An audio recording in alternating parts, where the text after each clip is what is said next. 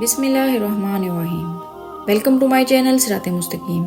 کسی خاص فرد یا واقعہ پر نازل ہونے والی قرآنی آیات میں سے آج ہم دیکھیں گے سورۃ النور کی آیت نمبر 2۔ اس آیت کا ترجمہ کچھ اس طرح سے ہے: زانی عورت اور زانی مرد، ان دونوں میں سے ہر ایک کو تم 100 کوڑے مارو اگر تم اللہ اور آخرت پر یقین رکھتے ہو۔ اللہ کے دین کے بارے میں تم کو ان پر قطعاً ترس نہیں آنا چاہیے۔ مومنوں میں سے ایک گروہ وہاں موجود ہونا چاہیے۔ زانی مرد نکاح نہیں کرتا سوائے زانی یا مشرک عورت کے، اور زانی عورت نکاح نہیں کرتی سوائے زانی مرد کے۔ مومنوں پر یہ حرام ٹھہرایا گیا ہے۔ یہ آیت حضرت عمرو بن عاص رضی اللہ عنہ سے روایت ہے، اور مفسرین نے لکھا ہے کہ یہ آیت ایک صحابی ابو مرثد الغنوی رضی اللہ عنہ کے بارے میں نازل ہوئی تھی، اور اس کا واقعہ کچھ اس طرح سے پیش کیا جاتا ہے۔ ایک صحابی جس کا نام ابو مرثد کناز بن الحسین الغنوی تھا، جس کے ذمہ رسول اللہ صلی اللہ علیہ وآلہ وسلم کی طرف سے یہ کام لگایا گیا تھا کہ وہ مسلمان جن کو کفار نے مکہ میں قید کر رکھا ہے ان کو مکہ سے چھڑا کر مدینہ میں لے کر آئے۔ چنانچہ حضرت مرثد یہ کام سر انجام دے رہے تھے۔ ایک دفعہ وہ مکہ میں گئے۔ آپ کی مکی زندگی میں جب انہوں نے اسلام قبول نہیں کیا تھا تب ان کی ایک بدکار عورت سے دوستی تھی۔ جب آپ مکہ میں داخل ہوئے تو اس زانی عورت نے آپ کو دیکھ لیا اور پھر دعوت گناہ دے ڈالی کہ آؤ مرثد رات میرے ساتھ بسر کرو، مگر آپ نے کہا کہ میں مسلمان ہو چکا ہوں اور میرے مذہب میں زنا حرام ہے، میں تمہارے ساتھ رات بسر نہیں کر سکتا۔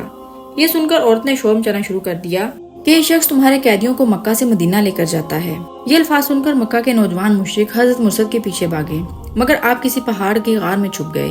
مشرکوں کو جب آپ نہ ملے تو وہ واپس چلے گئے۔ بعد میں آپ نے مکہ میں جا کر اس قیدی کو جو مسلمان ہو گیا تھا مگر گھر والوں نے باندھ رکھا تھا چھڑا لیا، اور دور جا کر اس کی لوہے کی بیڑیاں کاٹ کر مدینہ کا رخ کر لیا۔ مدینہ میں جا کر حضرت مرثد نے رسول اللہ صلی اللہ علیہ وآلہ وسلم کی خدمت میں حاضری دی اور عرض کی کہ حضور صلی اللہ علیہ وآلہ وسلم، زمانے جہالت میں ایک فاحشہ عورت اناک سے میری دوستی تھی، اور آپ صلی اللہ علیہ وآلہ وسلم سے سارا قصہ بیان کیا اور عرض کی کہ میں اس سے شادی کرنا چاہتا ہوں۔ اس وقت حضور صلی اللہ علیہ وآلہ وسلم نے خاموشی اختیار کی، اور جب تک یہ آیت نازل ہوئی تو حضور صلی اللہ علیہ وآلہ وسلم نے ان کو پڑھ کر سنائی کہ کوئی صحابی زانی عورت سے نکاح نہیں کر سکتا۔ بعد میں حضرت مرثد اور ایک صحابی عاصم ایک غزوہ میں شہید ہو گئے۔ ایک اور روایت کے مطابق جب زنا کے متعلق حرمت کا قانون آیا تو اس وقت بعض مسلمانوں کے پاس زانی عورتیں تھیں اور وہ خوبصورت بھی تھیں۔ انہوں نے خیال کیا کہ ان کو طلاق دے کر ہم دوبارہ نکاح کر لیں گے اور انہی عورتوں کو اپنے پاس رکھ لیں گے، مگر اللہ تعالیٰ نے یہ آیات نازل فرما کر ان کو منع کر دیا۔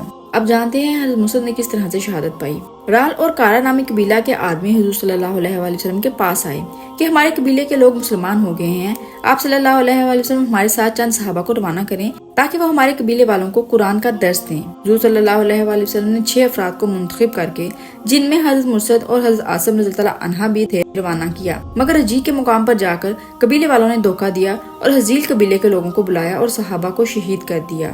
دین کی بات سن کر آگے پہنچانا صدقہ جاریہ ہے۔ اس طرح کی مزید ویڈیوز کے لیے میرے چینل کو سبسکرائب کرنا مت بھولیں۔